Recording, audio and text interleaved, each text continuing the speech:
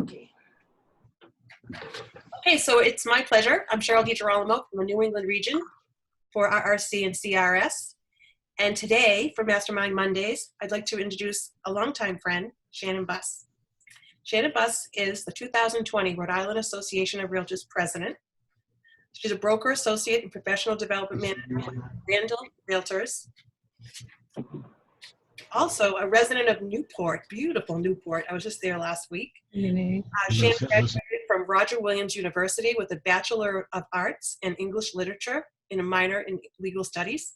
In addition, she has earned several designations of higher designation from the National Association of Realtors, among them the Residential Real Estate Council, Accredited Buyer's Representative, Seller Representative Specialist, and Graduate of Realtor Institute designations. Shannon has been an active participant in the Realtor organization and has held numerous leadership positions at the local, state, and even national levels. She is a 2014 graduate of the National Association of Realtors Leadership Academy and has served or chaired on more than 24 committees and boards. Her work has earned her recognition as a featured agent in the Top Agent magazine, as well as Entrepreneur of the Year award from the Women's Council of Realtors. As a licensed real estate instructor, Shannon has amassed extensive training experience. National educator who has mentored, coached, trained hundreds of realtors throughout her career. She was admitted into the Real Estate Buyers Agent Council Hall of Fame in 2000. The council is the world's largest organization of real estate professionals focusing on buyer representation. Shannon has been quoted saying, "I have always believed that education is the most important asset we have in real estate. The real estate industry changes by the minute," and certainly it has this year. And we have to always be prepared for the unexpected. Skill matters when things are going well, but it matters most when things aren't. Please help me welcome today Shannon Buss with her topic, Get a Leg Up When Dealing with Multiple Offers. I'm going to mute everybody and give it to you, Shannon. Hi, everybody. What I really want you to know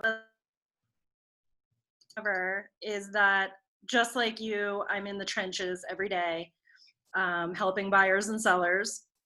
That's my, other than education, that's my first love. But give me 1 second. I'm going to share my screen with you. I have a few nuggets to share with you. So the first thing I want to hit on today is financing. So, for home buyers, you are absolutely crazy wasting your time if pre-approval hasn't happened before you put them in your car. The market is super fierce. I talk to the state presidents across New England on a consistent basis. We're all dealing with the same things in our markets right now. Low inventory, low interest rates. It has created a frenzy like we've never seen. So financing has become more important than ever.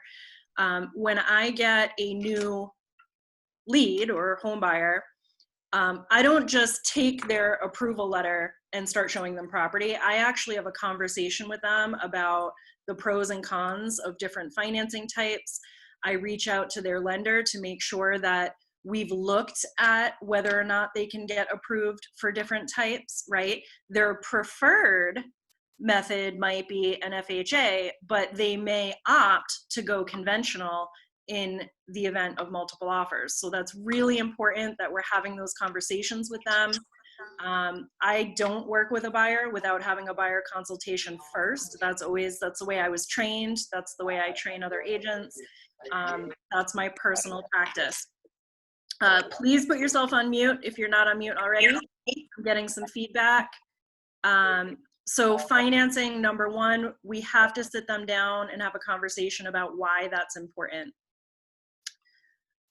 Number two, you're out looking at properties. There's not too much to look at, unfortunately, and chances are you're going to be in a multiple offer situation. Do not skip having a conversation with the listing agent. You're not asking them for confidential information. You're asking them for information that can give you a leg up in negotiations, okay? Have they received any other offers yet? What is the seller's ideal closing date? please don't assume the seller wants a 30-day closing right now. That could create more stress than anything else. These sellers have put their house on the market. They're also anxious about where they're going to locate to, because they're also going to be wearing that buyer hat. So, you know, can your buyer be flexible with a closing date? That could be the thing that gets you the house. Is there anything else important to the seller that, you know, maybe your buyers can look to accommodate? That's important. When does the agent plan to present the offers, right? Don't use a deadline on your offer if it's going to make that offer null and void before the agent has a chance to even present. Agents in Rhode Island right now, for almost every listing, it goes on the market today. For the next 3 days, they're showing that property every 15 minutes for 8 hours a day. So there's not a lot of time to do anything else. So knowing what that agent's timeline is will also help you. Presenting your offer in person is not a terrible idea. Of course, the seller needs to give you permission, but that's your opportunity to explain the benefits of your offer and why that's the right buyer for their home. No one's going to present that offer like you're going to present it, right? To a listing agent looking at a pile of offers, it's going to be very factual. So don't forget about that option. Does that agent plan to go to highest and best? Or what is the plan if they have a stack of offers? In this market, you know, I believe they should be putting their best offer forward right from the start, because they might not get a chance to resubmit, okay? Are the sellers familiar with an escalation clause? This is huge, right? So we've all probably seen an escalation clause at some point in this market. Not every agent is familiar with it, and definitely not every seller is familiar with it. Make sure you ask the listing agent before you submit one. Are the sellers familiar with it, and how do they feel about it?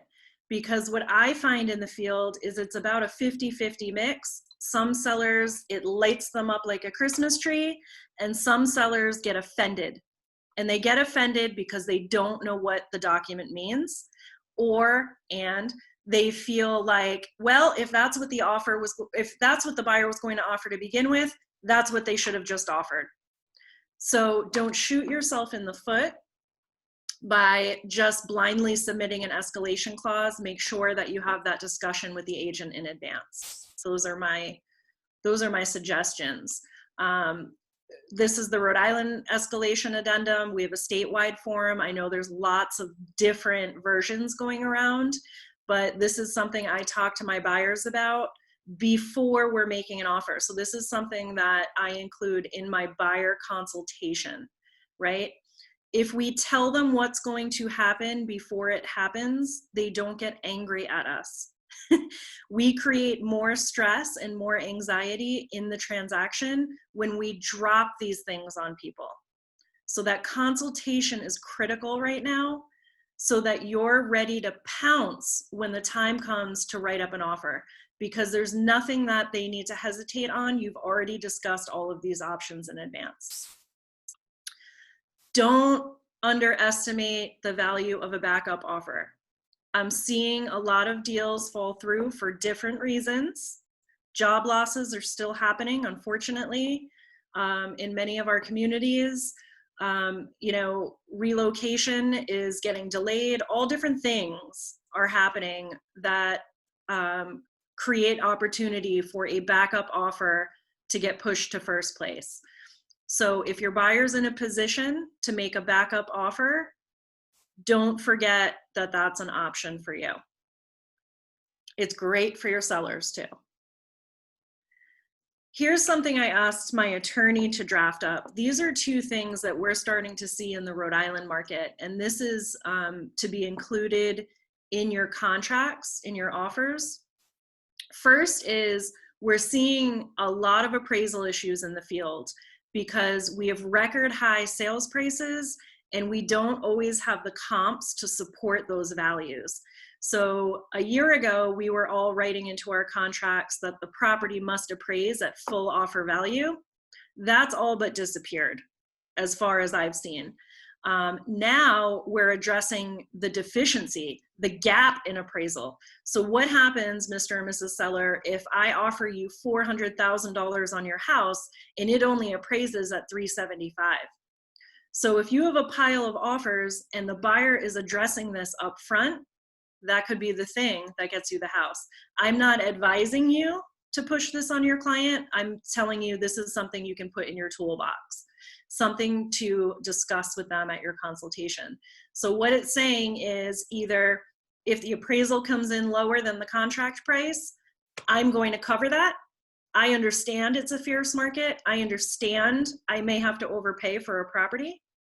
Or it might say, I will cover it up to a certain amount. Okay, does that make sense to everybody? The second thing that we're seeing is in regards to repairs.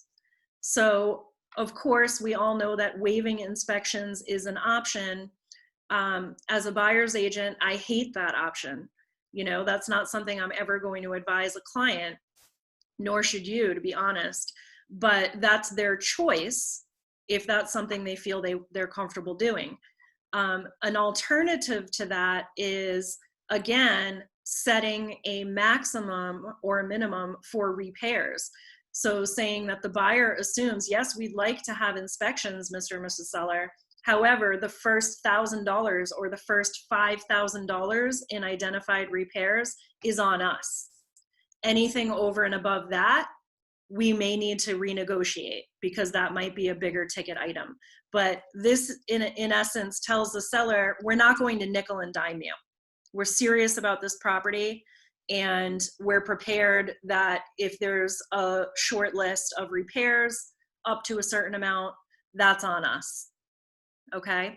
So these are things that you can put into your contract, into your, here we use a purchase and sales, but I understand many of you use one-page offer forms.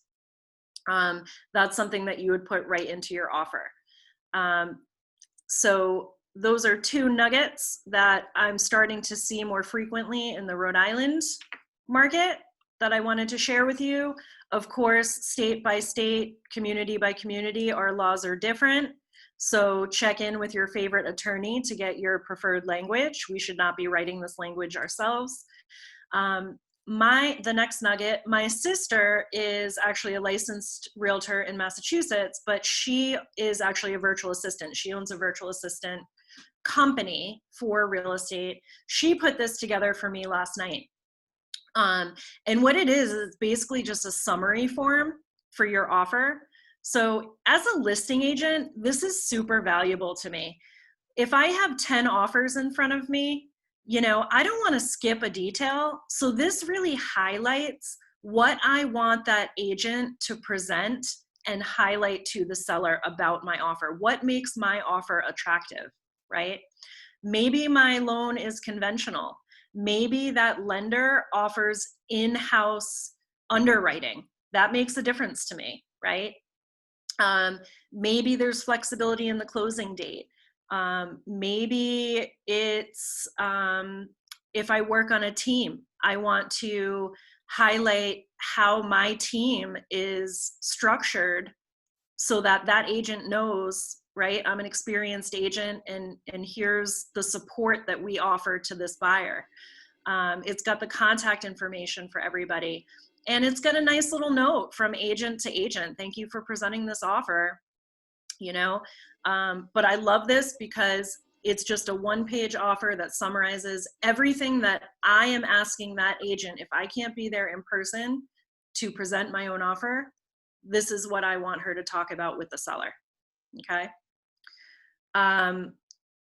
We've all probably heard about love letters. I call them love letters from the buyer that accompany your offer. I know there are mixed feelings on that due to fair housing, so consult your broker before you make a decision on that. I do use them. They have made a big difference in multiple offers for me in the past. I have a few examples here. This one's written from the child. right? I have a client last week that submitted one. They own a full-size fire engine, like the fire department. And the house that we were looking at was one of the few houses that could fit the fire engine. So we submitted a picture of them and their dogs and the fire engine, because the property also had a dog kennel. I mean, these were dog lovers, you know, and so trying to make a connection, that's the goal of these letters. You're trying to make a connection. This is another one. Top 5 things we love about your house. You know, you don't want a letter that goes on and on. You don't want to be giving confidential information about your client, right? However, you want to be flattering and you want to stand out. So I like this. There's a lot of templates on Etsy.com. You can also go on Canva and sort of create your own. There are plenty of templates to create something like this for free. But, you know, here's a snippet about us, and add some flavor, make it fun. You know, it's not just, you know, Shannon the realtor. It's, I'm a zookeeper. I love decorating. You know, I dream of having a garage workshop, whatever it is, to just highlight a few nuggets about your clients that might, you know, give them some idea of who's going to be occupying their house. Now, for an investor, this is not going to work, right? But for someone who's occupied their home for a long time, they do wonder, who am I selling the home to, right? We had an instance in Providence years back when I was managing, and the family had occupied the house for 30 plus years. And the architecture, there had been no modifications to the house because, you know, it was all, they were very, the family was very partial to the way that the home looked. The offer that was submitted, part of the offer was that they would consult with the sellers on future renovations to restore and keep in place any of the original details that were important to that family, so that they could try and understand the history of why it was there and who did it and whatnot. You know, they still didn't get the house is the short story, but we have to be creative. We have to think outside the box. We have to address the motivations of the sellers and any hesitations that they might have, right? Here's another one, why 123 Main Street is the one. You know, I also like how that's presented. You don't have to go into a lot of detail about who your buyers are. And of course, I prefer this letter come from the buyers themselves, not from the agent, right? That's what your 1-page summary form is going to be for. That's more data driven. This is more from the heart, who we are, why we love the house.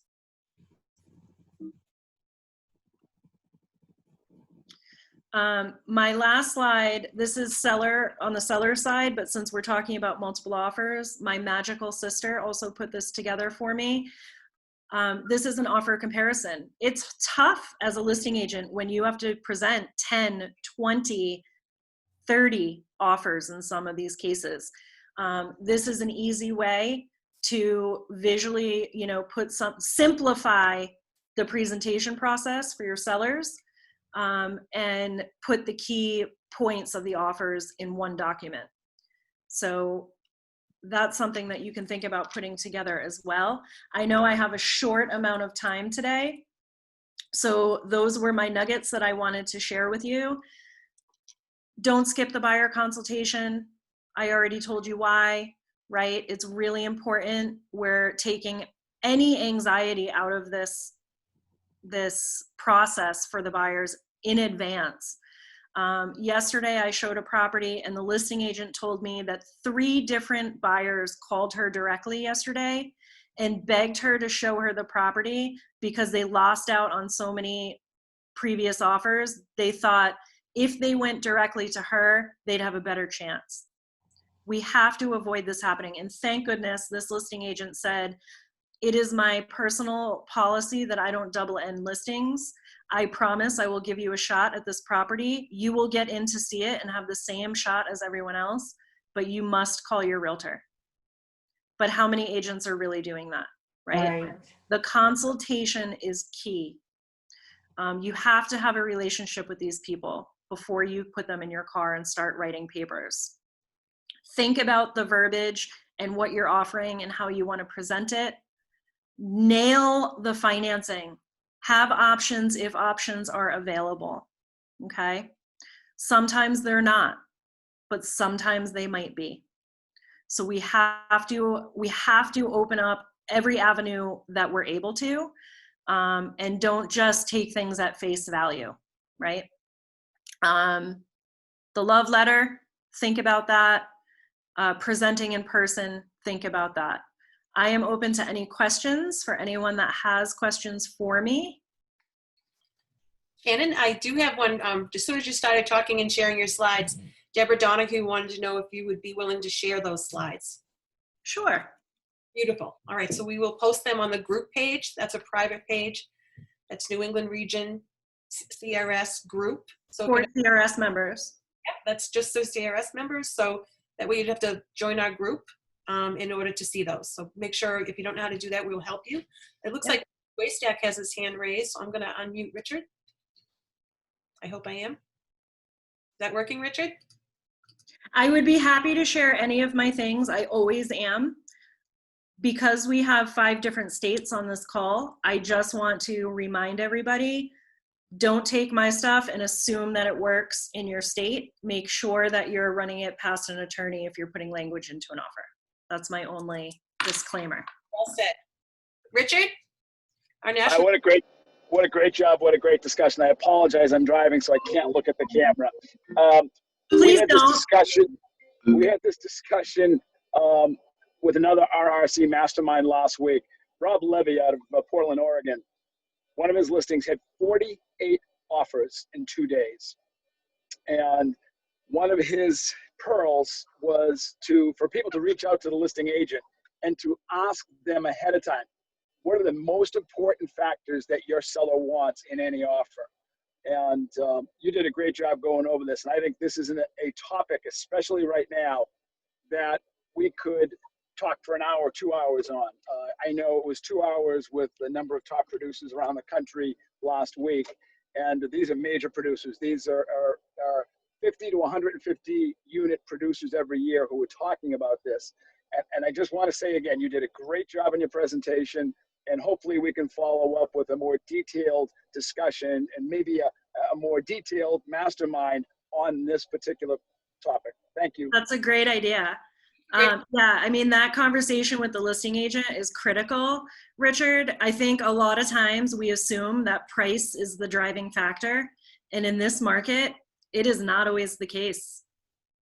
Lisa Parento, President-elect, would you like to say a few words? I saw your hand up. Yeah. This is such a great discussion, as Richard just touched on. You know, we can really continue to differentiate ourselves as, you know, strategic and savvy and smart realtors. The more we've had these conversations with our colleagues, as well as, of course, with our clients and buyers and sellers. And as Shannon pointed out, you know, sometimes sellers, you never know how they're going to take, you know, sort of any part of the offer. I've had a number of sellers say, I don't want to see the letters because I need to make a business decision. And then, of course, we've seen the letters really sway a lot of sellers because it just. I think you froze up, Lisa.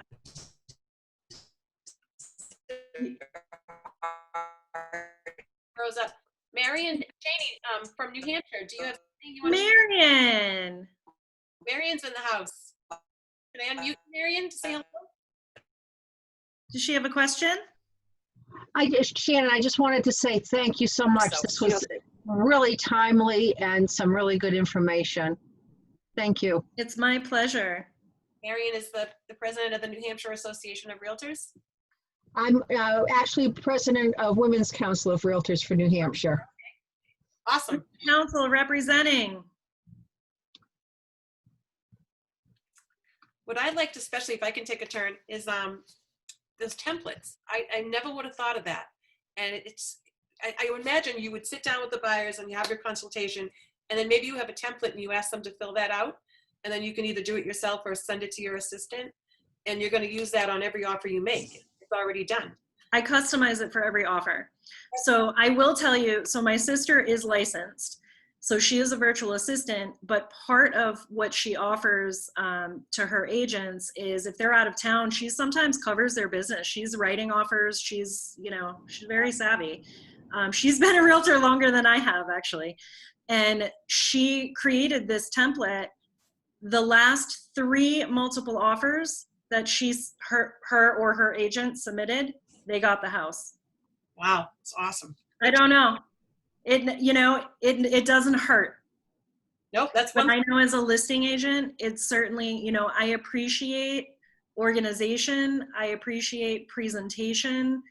And, you know, it's our job as a buyer's agent to highlight that offer and tell the story of our buyer, I think, and make our best case. It's not the listing agent's job to do that. So anything that can help us do that, I think is a great idea. Great. That's my takeaway for sure today. Thank you so very, very much. It's my pleasure. Well, It's good to see everyone's faces. yes. And I just have Yeah. a few announcements today. Oh. We break away. So as far as I know, in February, we're still planning to go on our celebration to Nashville, Tennessee. But all of the conferences, annual conferences this year are going virtual. So as not to compete with the National Association of Realtors, which is going to be held November 2nd through the 18th. RRC is going to do their state orientation, member update meetings, regional masterminds, awards, and installation between October 26th through the 28th. So you want to go to www.crs.com and register through there for not only the RRC, but also the NAR events. That's also for the Elite Pro if you signed up for that as well. One last thing too, if you're interested, we did it in Boston and it was outstanding, the virtual 5K for the Realtor Elite one. If you're interested in doing a New England region one, you can do it with like your buddies in your own state, or we can do it and move it around the state.